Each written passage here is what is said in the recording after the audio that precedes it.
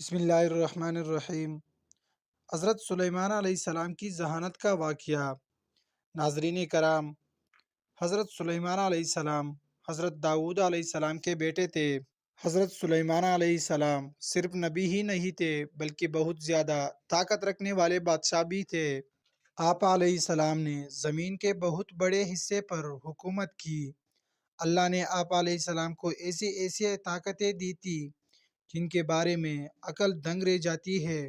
حضرت سلیمان علیہ السلام بہت زیادہ سوجھ بوجھ، عقل اور سمجھ رکھتے تھے۔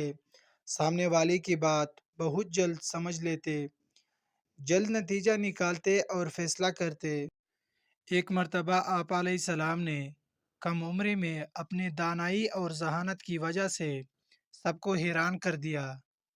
ہوا یوں کہ ایک روز غصے میں بھرے ہوئے دو آدمی حضرت داؤد علیہ السلام کے پاس آئے اور ان میں سے ایک نے کہا، اے نبی علیہ السلام، میرا گلے سے بھرا ہوا کھیت، اس آدمی کی بھیڑ بکریاں اس میں گھس آئے اور میری کڑی فصل تباہ ہی کر دیا۔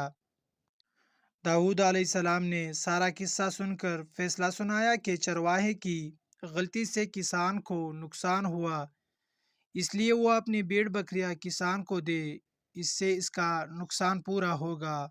پاس ہی حضرت سلیمان علیہ السلام بیٹے تھے جو اس وقت کم عمر تھے۔ اپنے والد سے عرض کرنے لگے، ابا جان، آپ علیہ السلام نے جو فیصلہ کیا بالکل درست ہے، مگر کیا میں اپنی رائے دے سکتا ہوں؟ داؤد علیہ السلام نے کہا، ضرور دو۔ سلیمان علیہ السلام نے ادب سے کہا، میرا مشورہ ہے کہ چرواہے کے سب جانور کسان کو دیے جائے، وہ ان کے دودھ اور اون سے فائدہ اٹھائے، اور کسان کا کھیت چرواہے کے حوالے کیا جائے، وہ اس میں ہل چلائے، اناج اگائے۔ جب فصل پک کر تیار ہو جائے تب چرواہا کھیت کسان کو واپس کر دے اور کسان بھیڑ بکریاں ان کے مالک کو لوٹا دے۔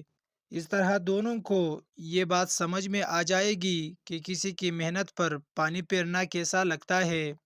ناظرین، اس لیے ہمیں نہ صرف اپنی بلکہ دوسروں کی چیزوں کی بھی حفاظت کرنی چاہیے۔